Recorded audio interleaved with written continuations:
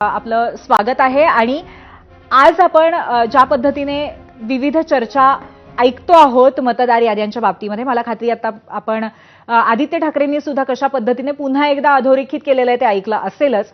तर याबद्दल भूमिका काय आहे? विरोधकांचा सातत्याने जो हा कुठेतरी म्हणणं आहे की याचा फेरविचार केला जावा किंवा दुरुस्ती केली जावी, आपण काय म्हणाल याबद्दल?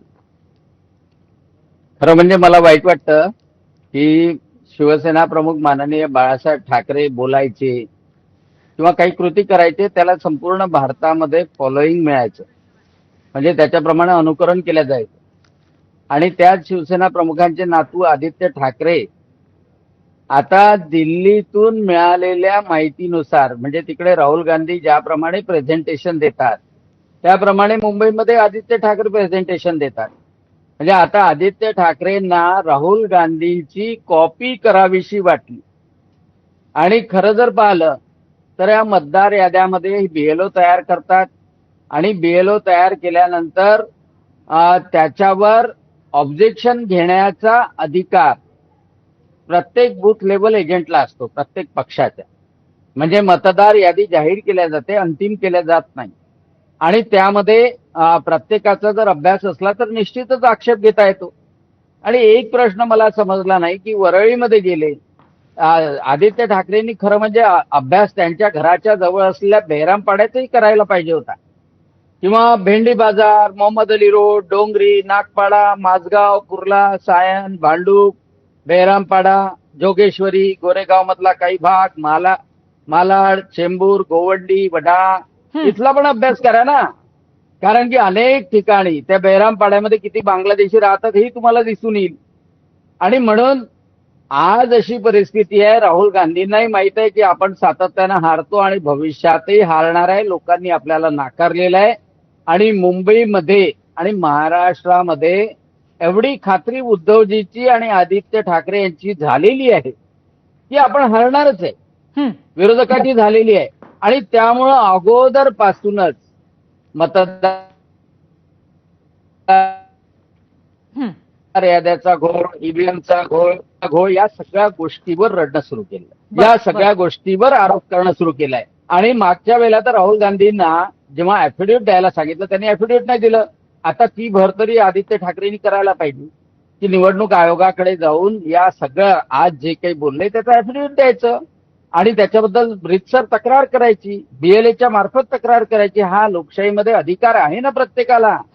आपण आपलं कर्तव्य पार पाडत नाही आणि मग लोकांच्या मनात संभ्रम निर्माण करतो, ही काही योग्य गोष्ट नाही. बरं. पण अनिल जी, त्यांनी काही उदाहरणांसह असं दाखवलं आहे की काही लोकसभेमध्ये जे मृत असलेले ज्यांची नावं होती, असे काही मतदार विधानसभेला मात्र त्यांनी मतं दिलेली आहेत आणि त्यानंतर पुन्हा एकदा नंतर त्यांची नावं डिलीट झालेली आहेत. तर हा त्यांचा दावा तुम्हाला पटतोय का आणि याबद्दल तुमचा अनुभव काय? निश्चितच असं असेल तर आयोग गंभीर प्रमाणे त्यांची दखल घेतील जर यांनी ती तक्रार दिली असेल तर. आणि बीएलए म्हणजे बूथ लेवल एजंट जे असतात ते तिथे मतदानाच्या तिथे बसतात ना, आणि त्याची ओळखही पटवल्या जाते. असा कार्यकर्ता असतो की साधारणतः सगळ्यांना ओळखतो, त्याचं चेकिंग पण केलं जातं, त्याची आयडेंटिटी प्रूफ पण पाहिल्या जाते. आणि ही यंत्रणा, निवडणूक आयोग म्हणजे ही सगळी यंत्रणा आपलीच आहे ना. म्हणजे सगळी यंत्रणा ही राज्य सरकारची किंवा कर्मचाऱ्याची यंत्रणा असते.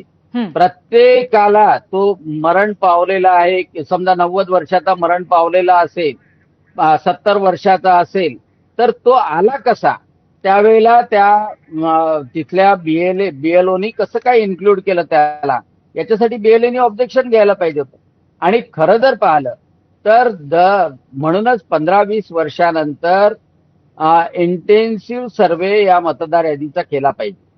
आणि त्यासाठीच बिहारमध्ये एसआयआर जे आणलं आणि संपूर्ण भारतातच येणार आहे, आता दुसऱ्या टप्प्याचं एसआयआर सुरू झालं, त्या एसआयआरला सर्व पक्षांनी पाठिंबा द्यायला पाहिजे. बरोबर आहे. पण तिकडे राहुल गांधी मतदार यादीचा घोळी आहे म्हणतात आणि एसआयआरला विरोधी करतात. नेमकं निवडणूक आयोगाने करायचं काय?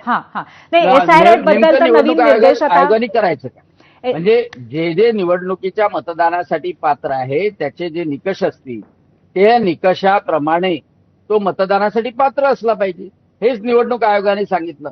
पण यांना घुसवायचे असतात, बांगलादेशी घुसवायचे असतात, यांना बाहेरच्या देशामधून रोहिंग्या आले त्यांनाही मतदान करू द्यायचं असतं आणि म्हणून आज पश्चिम बंगालमध्येही विरोध होतोय.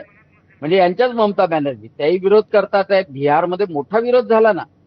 आणि म्हणून SIR सुद्धा प्रामाणिकपणे झालं पाहिजे आणि महाराष्ट्रामध्येही होईल ना पुढच्या निवडणुकीच्या बरं, अगोदर नक्कीच निश्चितपणे होईल. SIRच्या संदर्भामध्ये निर्देश तर दिलेलेच आहेत, पण त्याचबरोबर आता विरोधकांनी अशी भूमिका घेतलेली आहे की 1 नोव्हेंबरला जो एक मोठा मोर्चा होणार आहे, ज्याच्या अंतर्गत त्यांचं असं म्हणणं आहे की जोपर्यंत योग्य पद्धतीने सुधारणा होत नाही निवडणुकांच्या याद्यांमध्ये तोपर्यंत निवडणूकच घेतली जाऊ नये आणि त्याच्यामध्ये भाजपने सुद्धा सहभागी व्हावं असं त्यांचं आवाहन आहे मनसेचं. आपण काय म्हणाल त्याबद्दल?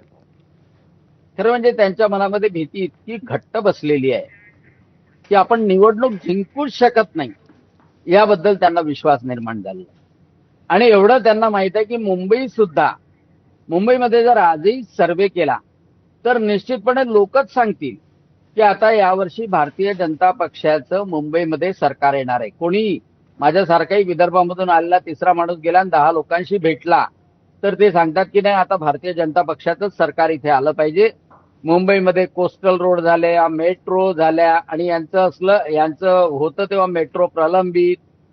मुंबईमध्ये ज्या सुधारणा होतात आहे, इंटरनॅशनल एअरपोर्ट झाला, रस्ते चांगले व्हायला लागले आणि त्यामुळं यांना गॅरंटी आहे की आपण जिंकू शकत नाही. पण अनिलजी, मग त्याचबरोबर जिंकू आज शकत उद्धव नाही, ठाकरेंनी जिंकू अमित शकत नाही तर मग परीक्षेला अमित शहावरती टीका केलेली आहे की अॅनाकोंडा मुंबई गिळायला आलेले आहे. तर एकच गोष्ट सांगतो की युनिव्हर्सिटीमध्ये सुद्धा अनेक वेळा विद्यार्थी येतात, आमची परीक्षा पोस्टपोन करा, कशासाठी? आमचा अभ्यास झाला. आणि तीच परिस्थिती आज शिवसेनेत झाली आहे.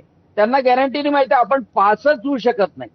आपण लोकांच्या मनातून उतरलेलो आहे आणि मग लोकांच्या मनातून उतरलोय तर मग परीक्षा घेऊ नका, निवडणूक दूर ढकला. अगोदर म्हणायचे नाही की 4 वर्षापर्यंत स्थानिक स्वराज्य संस्थाच्या निवडणुका का होत नाही, त्या कोर्टामुळे होत नव्हत्या. आता कोर्टाने सांगितलं की 30 जानेवारीच्या अगोदर सगळ्या निवडणुका झाल्या पाहिजे. मग त्या कोर्टाचंही ऐकायचं नाही का, न्यायालयाचंही ऐकायचं नाही का? हे विचारा ना त्यांना. बरोबर.